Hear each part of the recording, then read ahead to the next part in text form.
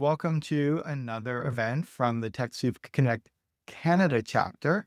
So today's guest is Steve Anderson, who is the co-founder of New Mode, which is an advocacy platform that has powered 150 million messages to government officials. Steve is recognized as a leader in strategic civil engagement and digital advocacy. And he co-founded New Mode to help those working at the most important issues build collective power. Before New Mode, when I first met Steve, he was the founder of the award-winning digital rights organization Open Media, where he grew it to over 1 million active supporters worldwide in less than 5 years. So the man knows movements.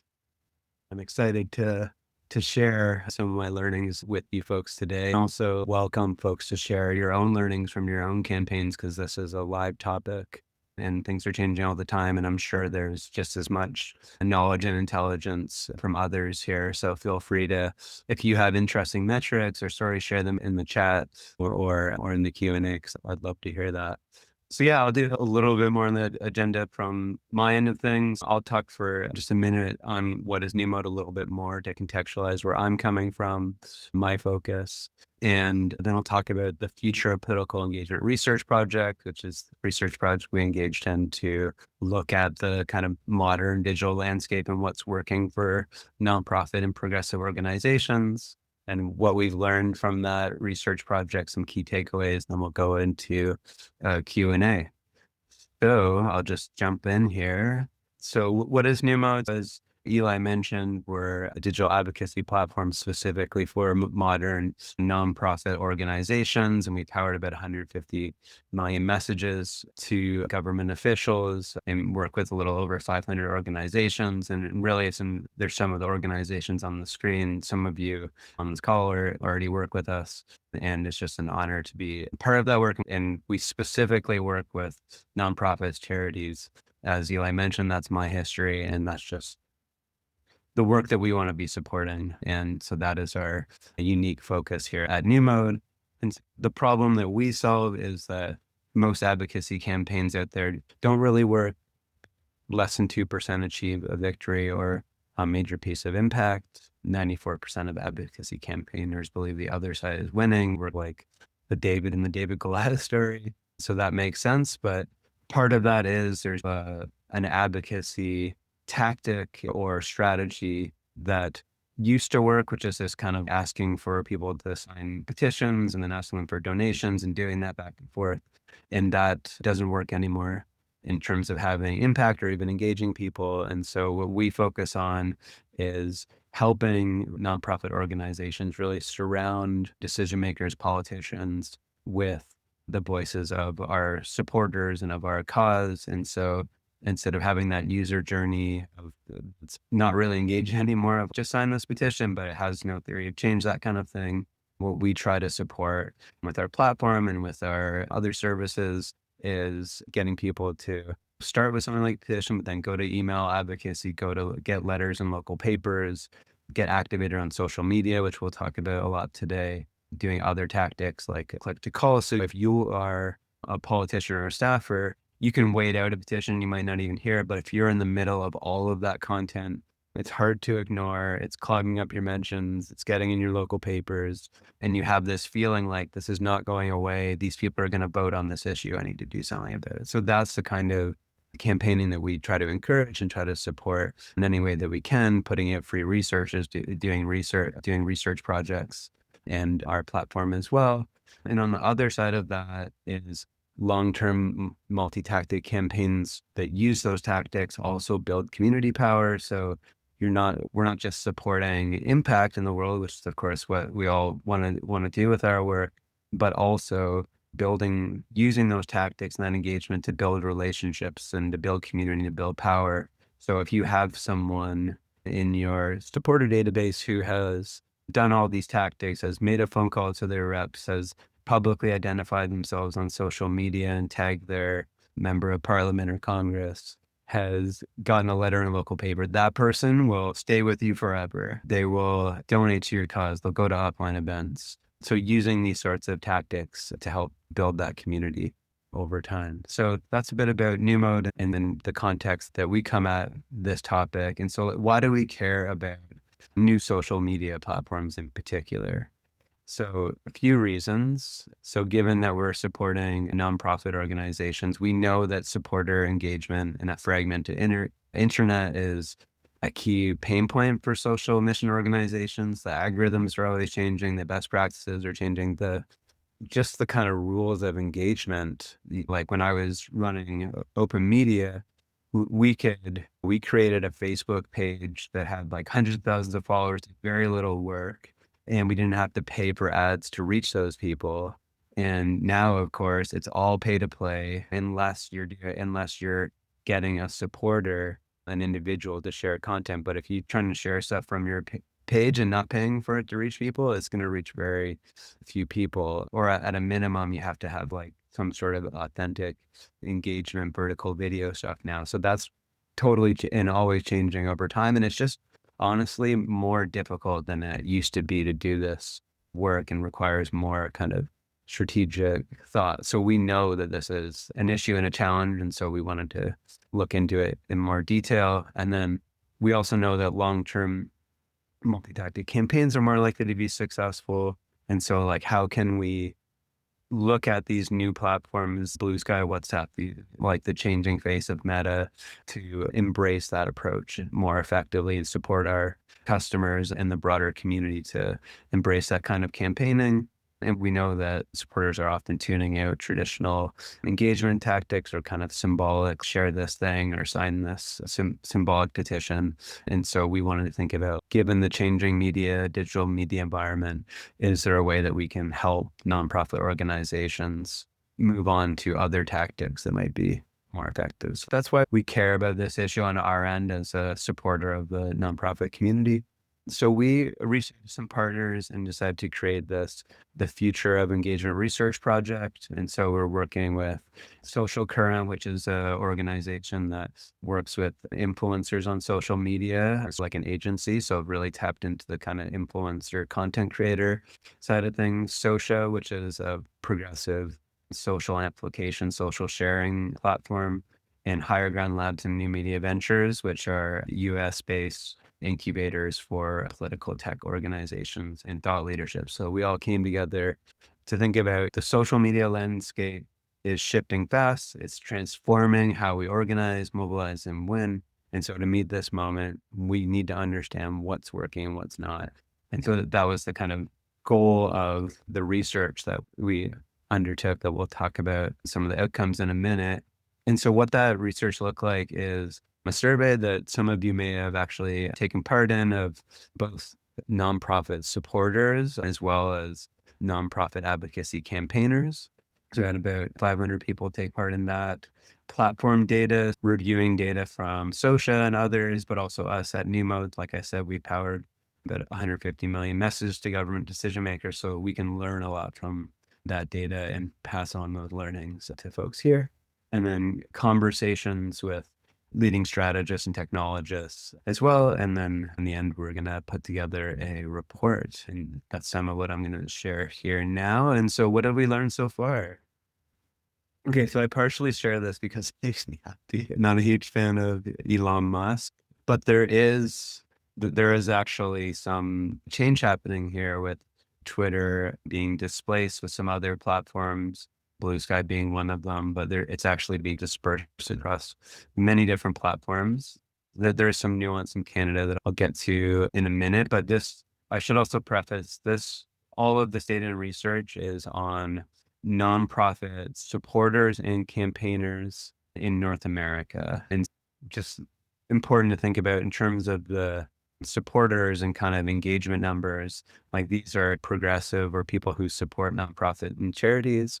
That is what our target audience is, but it's not the general population. So this research is really focused on what are our people, our communities, the people we're already talking to or seek to talk to, how are they interacting with social media? What are the best tactics? But it's not on the general population. So if you're focused on like, how do we persuade people who aren't aligned with our values and our work, how do we get some of the people who are on the sidelines or what sometimes they're called bystanders. That's a whole nother research project and a very important one, but not the focus of what we're talking about today. So in our survey, we asked campaigners which are the platforms that you currently use, and probably not a huge amount of surprise here. And this maps pretty well to what supporters are doing, but Facebook is still powerhouse. Instagram a few years back wouldn't have been neck and neck there. The new entrant here is Blue Sky, but also WhatsApp coming up on Twitter there. And I like this is from all the way to the end of last year, but I think as we're going forward, I think we'll see Twitter start to drop off even a little bit more and Blue Sky pick up a little more. But I think that if we were looking at it right now, that's probably the trend line we would see. But of course, hard to know how these things will evolve as well. And then when we asked campaigners, what do they believe would increase campaign reach? A lot of folks said WhatsApp, which I think I'll show the data of what people are actually responding to in a minute. But interesting to see WhatsApp. I'm on the top of this one. And I think that is very wise. LinkedIn's interesting. I think part of this is for professional kind of people in the nonprofit world. Like LinkedIn is where we get seen more and where we get more engagement.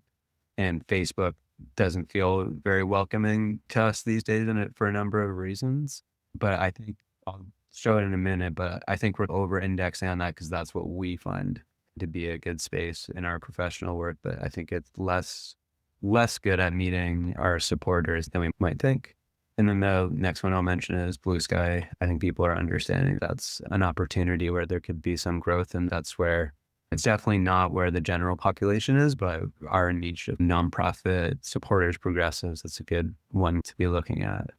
So what platforms are effective for engaging our supporters? So I'll break out just the engagement side in a minute, but if we look at sharing, who is likely to share an advocacy action and on which platforms will those shares actually get clicked or engaged upon? So if we combine those two, and you can see that in this chart, the kind of how they're broken up, but if you combine those two, this is what the hierarchy looks like. In North America, I'll talk about Canada in a second. I don't have that much data broken up for just Canada, but I do have a little bit. So Blue Sky, when you combine the two, is where you should get the most engagement if you look at the North American data. And most of that is because the click rate is really high. So when people get there, they are much more likely to engage. And I'll talk more about that in a minute. Facebook is still the powerhouse for sharing. It doesn't get as many clicks. Partially that's because they discourage linking and discourage some political content. They walk that back a little bit, but it's still not a place that's friendly to that kind of thing. And so I think those are the two I'll talk about here. Twitter is still important, just less so than it used to be. So if you look at just sharing, Canada is a little bit different from if you break it out from North America. Still the number one share, but actually Twitter is still having a bit more relevance here in Canada, despite my wishes then. And I think Blue Sky is less of a force here. It's still coming up the ranks, but less than in the US. And I think that's in part because of Elon Musk politics are more front and center in the US and have turned more people off and to look at alternatives. So if we look at just the click rates, I think what's interesting here, again, you can see Blue Sky number 2, and it gives you a different view of like how much Blue Sky and WhatsApp in particular, and LinkedIn to a little bit less degree, are powerful in terms of actual engagement. If you get people there, if you get people to share content there, compared to Facebook, which and Twitter both kind of discourage linking in different ways. I think with Facebook, they're blocking like all news content in Canada. So that's like an interesting point of view. And it makes sense if you think about, first of all, Blue Sky, they don't discourage linking at all. Part of their mandate is to support the open web. You can link away. They won't like deprioritize your content with other people. They amplify other things that are not linking out, stuff like that. And there's just no restrictions in that regard. So you have a lot of flexibility. And WhatsApp is a powerhouse if you can get people there. And this makes a lot of sense if you think about it. Like it's much more Mm. Of a personal space where people are opted in and have decided to be in like a WhatsApp group or WhatsApp relationship with you versus Facebook, where it's all controlled by the algorithm. And if the algorithm doesn't think your content's going viral, they will show it to almost nobody. If you think about it. So my WhatsApp is a bunch of like personal friend groups around different activities, a group that's focused on music, but also like my daycare, all the parents in my kids' daycare, my kids' school group, there's a school group. And so if I post there saying, hey, the $10 a day childcare campaign here in Vancouver, BC is calling on people to email your MLA, please take action. This could make all of our daycare cheaper if we're successful. We should add $10 a day. The government did say they were going to move forward with that. Some of us already have it. Let's keep pushing forward. Let's make sure that the workers are fairly compensated, etc. If I post that to my kids' childcare group, it's going to get way more engagement than if I post to Facebook algorithm, which will, like I said, discourage it and not show it to very many people probably, unless I somehow magically make it go viral and also somehow don't link out to anything. So it makes a lot of sense. And it's also people that I'm in a really personal relationship with. And so they're looking at this content and want to look at it. So it's just more of a private network. So if you can get people to share there and think about the best strategy to do that, and we can talk a little bit about that later, it's a very powerful medium where people will get engaged. So we also asked both campaigners and supporters. So we wanted to see if there was variance between them, some questions about social media campaigns. So we asked about hashtag campaigns, and I'm happy that at this stage that wasn't a very popular or wasn't seen as the most valuable because this doesn't work the way that it once did. It's fairly uncommon for a hashtag campaign to lift off these days. Campaigners did value it more than supporters, so that's interesting. Pretty unanimous. I was happy to see this unanimous support and understanding the value of tagging or mentioning actual elected officials. So again, with this kind of trend of moving away from this sort of symbolic, just share a piece of content or just sign a symbolic petition, and let's actually get a message to someone who is in a position to change this issue.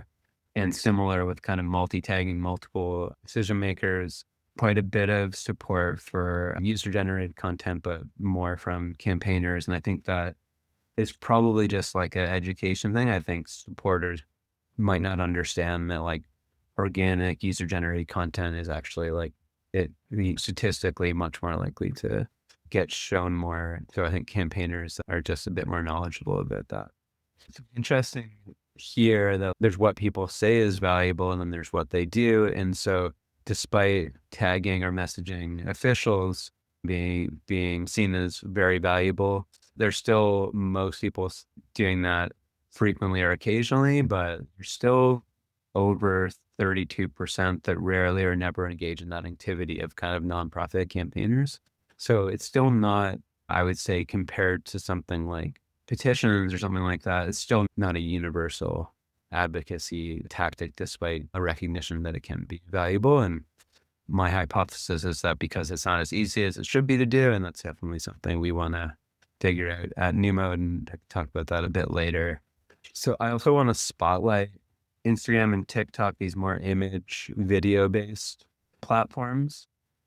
So mostly I've been talking about here is like sharing and advocacy tactics. So after you make a phone call to a rep and then you're invited to share that campaign on social media, that sort of thing. And you can do that with Instagram, TikTok, but it's notable that Instagram stories outperform static posts. Maybe this is obvious, but they generate 2.4 higher click-throughs. And I think that it's just seen I think the algorithm likes it more. And also it's seen by viewers as like this is more authentic vertical video, a person talking to you kind of content. Short form content shines here too. Videos under 60 seconds drive 5x more shares, keeping it tight in these platforms. Campaigns using TikTok reported 46% higher supporter engagement rate compared to those not using it.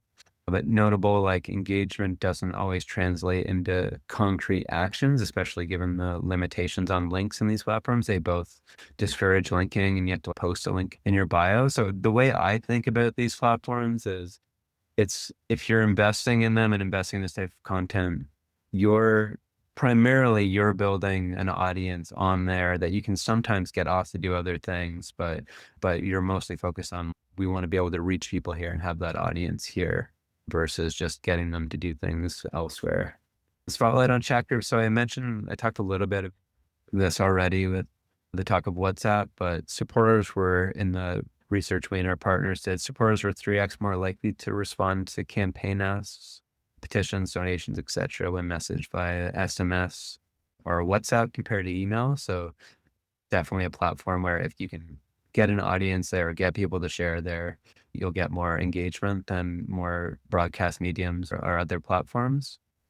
Yeah, just a notable piece of data from the US, 1 in 3 progressive organizations in the 2024 electoral cycle used WhatsApp groups. So definitely something that is becoming more common, and nearly 50% of members took at least one action. So part well, the use case I was talking about earlier was people sharing to their personal groups or their whatever WhatsApp groups that they have or contacts that they have. Some of this is talking about creating organizations, creating their own kind of WhatsApp group, which are almost can be interactive or they can be more broadcast. And this is an interesting area for experimentation. And it's interesting in part because this is where people are more than they used to be. Like I pay more attention to WhatsApp than I do to email now these days. And I think the safe way to experiment here is creating a group that you can send messages to, but isn't interactive. And so it's basically like an email list where people can like things and stuff, but they're not commenting. The less safe, but potentially more powerful is having it open like a forum. But that's, to be honest, like a whole other live stream discussion on that because it can get very messy if you don't do it well. And it works. It works very well. It can work very well in terms of a kind of organic. So you're just in the US, a local community, you're protesting ICE and want to get people together, although you might want to use Signal for that because it's more secure.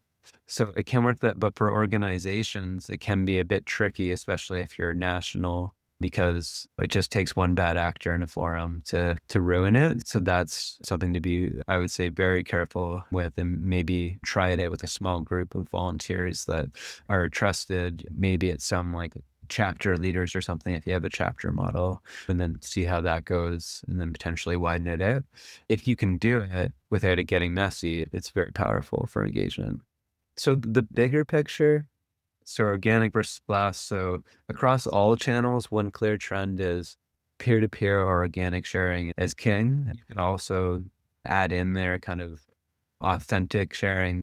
So I think one side of that, the organic side, is like your supporters sharing their voice, and that can be just sharing an advocacy action and inviting people on Blue Sky or WhatsApp to be a part of it. That can be them recording their own videos. Socia, one of our partners, has a tool that makes that really easy. So that is definitely very powerful. And I was reading a stat the other day that the number one source of news content in the US, and maybe a little less so Canada because of Facebook's rules around news sharing, but probably still pretty high up. But the number one source of news content in the US is organic social media content.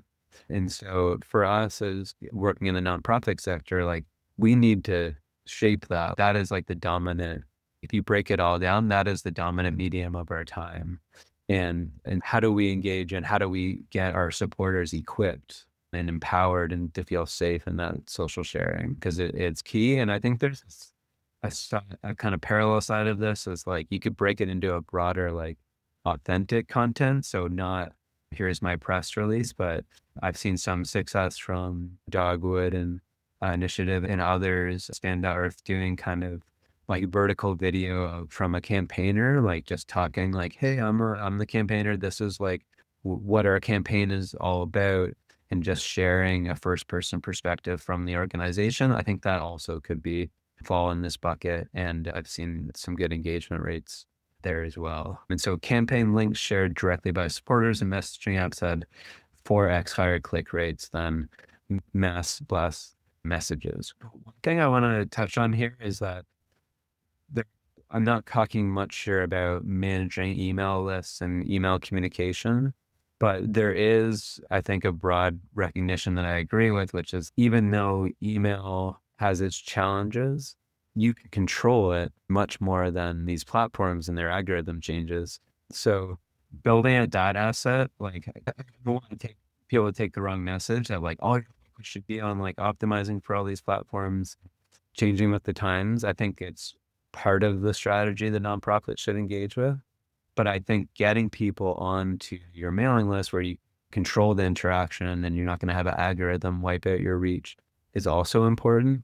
And the trick there to me is combining the two. So engaging people on social media as best you can with the resources you have, but always using that as an opportunity to get them back to your mailing list. So empower your supporters to share your content, but when they're sharing it, they're also inviting people on those platforms to go and take an advocacy action, which is filling out a forum, and then you're growing your mailing list. So Nice. be trying to do the two at the same time. So we're about at the halfway point. Let's throw some questions at you. Yeah. So first of all, I got from Stacy, who's basically saying, for those of us who aren't deep in the digital marketing mind, what do you mean when you say like organic sharing and the strategy around that?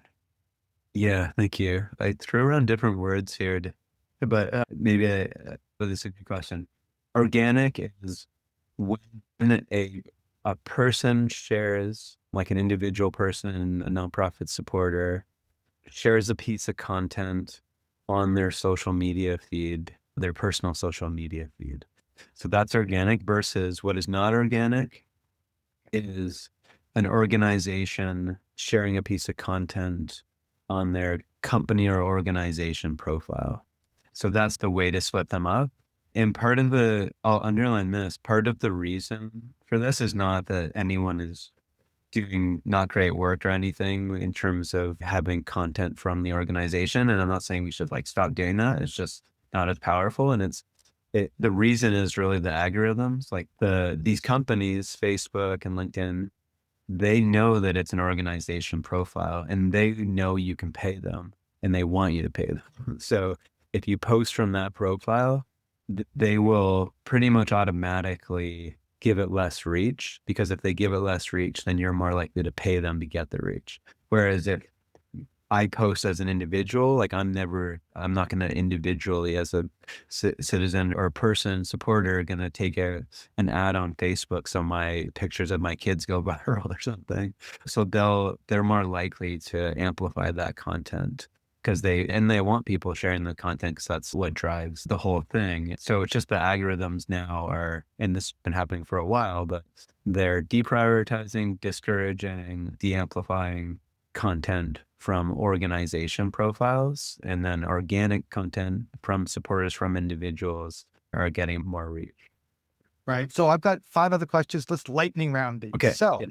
first, Krista says, does the platform use effectiveness vary for the cause area? Was that part of the research? We didn't drill down on the cause area, but it's definitely like the best way to optimize your engagement is to look at your own data. If you have that ability, look out if you post from a vertical video and it's totally working, and then your supporters are sharing stuff and it's not getting you as many new signups, then definitely go with what's working for you. But in general, this is what's working for nonprofits. But Perfect. So coming in from Stacy, another question, which is, did the survey data collect anything around age or the generation of the participants? Do you have a sense of how that might vary based on like the audience you're working with? yeah, it varies. So we didn't look at the demographic data, but it's the age groups of like it was a lot of data. So it's like the general demographics of progressive nonprofits that engage in advocacy in North America. And so I think it's from what I've seen, it skews a little less on the Gen Z side from the overall data and millennials and above. But I think if you look at the specific platforms, that's where the data is speaking more to the different demographics. So TikTok in particular, like the data on what's working and what's not there is more at younger people who are using that platform to a certain extent. Instagram and then Facebook is definitely used by older folks. So you have that rough heuristic, but not specific data to those survey participants. Yeah. Coming in from Ian, who says, do we have any kind of data from this report or elsewhere that lets us know where are decision makers actually hanging out? Are they all still on X? Like, where do you actually find those people who you want to talk to and tag? Yeah, it's part of the outcome of this research project. We at NewMode built a social advocacy tool that lets you actually tag decision makers on these platforms in a really easy way. And in building that tool, we had to answer this question, like, where is everyone? Because we can't just send all of our supporters to Blue Sky if none of the reps are on there. And the answer is most of them are still on Twitter, unfortunately, in my view, but it's about 90%, 85%, depending on the jurisdiction and and which party. So still quite a bit of coverage there, but way less than would have been like 98% a few years ago. But definitely Twitter. If you're looking at the parties, progressive parties like the NDP will have way less coverage or significantly less coverage on Twitter, still high, like 75%, 75, 80%, but more of them have dropped off with the politics of Elon Musk. And you'll have more conservative politicians on there who are fine with the politics. Instagram also has really good coverage now. So that seems to be where people are moving more and just because Instagram's such a powerhouse and a bunch of reasons. So Instagram is a very good platform for engaging with politicians. There's other negatives to it that I can talk about. Blue Sky is a pretty good for progressive and kind of centrist politicians, but still is like we definitely less than half. I know it's useful to know, and I guess it really depends on your target. Next question. Are there any good CRMs that track engagement from WhatsApp? For example, we know that Nation Builders had a long-term integration with SMS messaging, but for WhatsApp specifically, are any of the current CRMs able to take that action data and engagement data and allow you to hold that feeling like the mothership? Not that I know of. I don't think so. And I'm confident that not the nonprofits that specifically service, like focus on nonprofits. Maybe we should build that. But you can track like social share data, like post advocacy social share data in new mode. So if you're having supporters share after an action and you choose WhatsApp, you can track that. And Socia, if you want to do like organic sharing and that sort of thing, you can use their platform to track that as well. Awesome. Last quick question, then I'll let you go. So people are struggling with some of their lists. Email isn't necessarily converting for them. You've seen that in the stats. People are also often more protective around their phone number. They use pieces of unique ID to get you into those text or WhatsApp messaging style communications. Have you seen some good examples of some effective ways that nonprofits are incentivizing or encouraging people to get into those kinds of relationships, like the text-based relationships?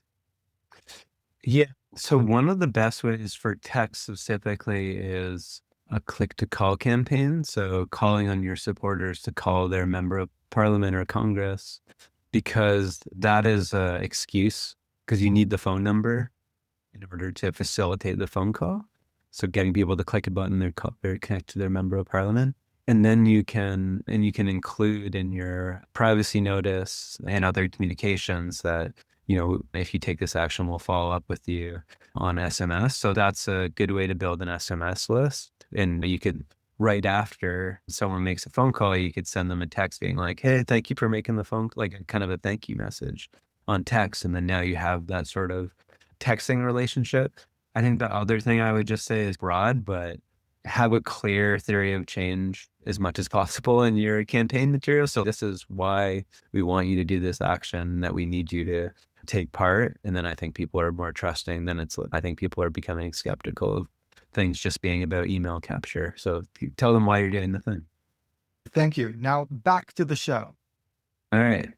Getting pretty close to the end here, which I think is lining up pretty well with timing. So, key takeaways. So, Facebook remains a powerhouse. Blue Sky is rising in the progressive community in particular and has strong link click rates. WhatsApp, and to a lesser extent, LinkedIn have strong engagement if you can get people there. And Instagram, TikTok can be effective for exposure when used strategically. I'm just going to go over a few what I see from the data, both in our platform in terms of advocacy more broadly and social in the social sharing data that we've been talking about. So 2026 best practice, social sharing, just using, so if you're doing advocacy or other social sharing, just embracing the modern platforms that are where people are. And sometimes that's still Facebook, but there are other platforms like that we talked about, like Blue Sky and WhatsApp. And so I'll just show you what that can look like. So here's an advocacy campaign that's hosted on New Mode, and certainly other platforms do similar things. So it's not just about us. But after emailing an elected official, the supporter is prompted to share. And so instead of just showing Facebook, you can share, you can have the option of Blue Sky, but you can also have these other options for the modern platform. So if I click WhatsApp and share there, and it's pretty slick even on the web, even though it's more for mobile. So here it is. Oh, I could message my daycare friends right here, or whoever Stardust is here. So that's one example of looking at the modern social platforms that are more friendly to our work. And just that in some cases, our community is uniquely on those platforms and making those available.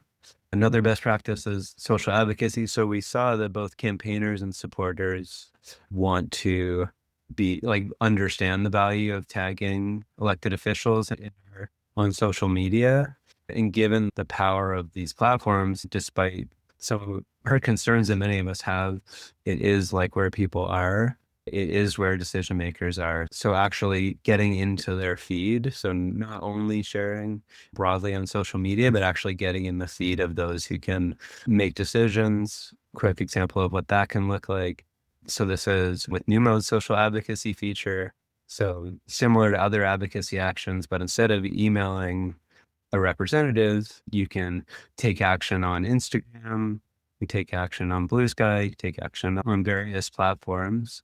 And then if I actually do this, you would see this here. So it's actually finding, this one's a New York State action. It's actually finding the representative, pre-populating a message, and then also linking back to the campaign. So every message is getting the message out there. It's also tagging the representative, so their mentions are being filled out. And it's promoting the campaign, so it's building your mailing list as well. So this is our approach at Nemo, but there's other ways to do this. You can manually code it as well, but it's just a best practice for this year to embrace and this kind of advocacy given the data that we've looked at. And not necessarily a new thing, but advocacy more broadly. This is us looking at all those messages we've seen in New Mode from all of our customers. Personalization, which can now be done at scale, so you can have the advocacy messages that are sent to decision makers through any channel, email or social or WhatsApp. You can have those messages be different each time. You can do that with AI through New Mode, so they're variable and mixed up every time. You can do that manually through other systems. But we know that when a message that's sent to a decision maker has some sort of element of personalization, they're more likely to get open. They're weighted more heavily by decision makers, and this work is now easier than it used to be. And then the last thing I'll say is targeted advocacy. So one of the reasons that we are having challenges with digital engagement these days is that people don't, and this isn't a new thing, but it does seem to be getting worse. People don't trust that the actual advocacy action we're asking people to do is meaningful.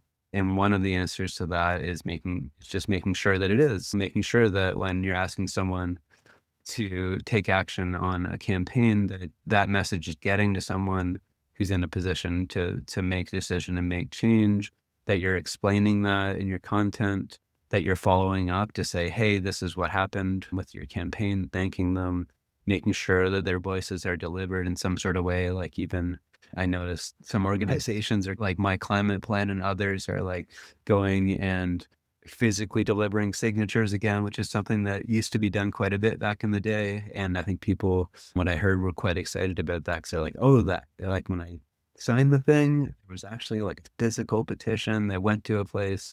So that kind of targeted advocacy. Now they're definitely best practice for this year. Thank you so much. I've got a note here from Kay, and the rest of you keep on throwing messages into the chat.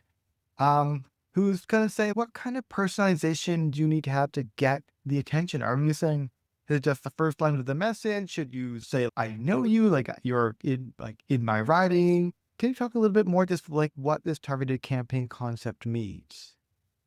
Yeah, I think that first thing was personalization. So I'll talk about that and I can go into targeting after if we want. But personalization, the thing that we found is that if we're talking about email, there's two parts to it. There's two core parts to it. One is like the subject line and the other is the message.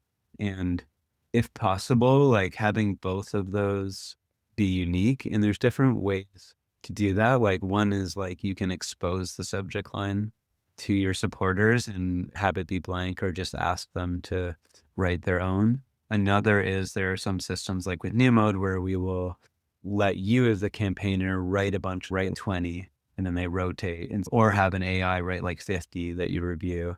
And that way, like even if a supporter doesn't edit it, it's different each time. So they still have to look at it and like still has to be their message, but it's going to be different each time. And then the same thing with the letter. There's some default text that is more effective, saying that you're a constituent, making sure that you share the address information so that they can validate, oh, this is a real constituent, because they do measure and look at those things and weigh them. And we're in the unenviable position of needing to be friends with IT departments of different governments and to work with them. And these are definitely the things that they look at and can get past different filters. So a bit of a question then around the WhatsApp groups and this the good sharing we're seeing there. Are we seeing that going to groups that are basically managed and curated by the advocacy organization? Or is this going to the cause, the neighborhood, the unrelated organization that the person doing the sharing is just happens to be a member of? Yeah, it the social sharing, so if you're inviting a supporter to share on WhatsApp and the example that I showed, so sharing an advocacy action on WhatsApp, then it's their community, it's not anything to do with the organizations aside from the content. So it's what I showed you, which is like my kids' daycare group, my like personal friends, a music group I'm in, things like that. So it's whatever personal connections people have on WhatsApp and how they decide to share. They can also just similar to SMS, just select off people. Oh, I have these 5 friends who I know are interested in affordable childcare. I'm going to message them specifically. So it's not in your organization's profile. So that's the social sharing side. And separately, your organization can create basically like a version of a mailing list or a forum on WhatsApp that you invite people into and add people to. And that's a different kind of mode of engagement. It's more about like, how do you reach people and how do you engage people more broadly, like a mailing list or a forum. So super helpful. We are now at time. Let me say thank you so much, Steve. Grateful for you to come here and share the learnings from this research report.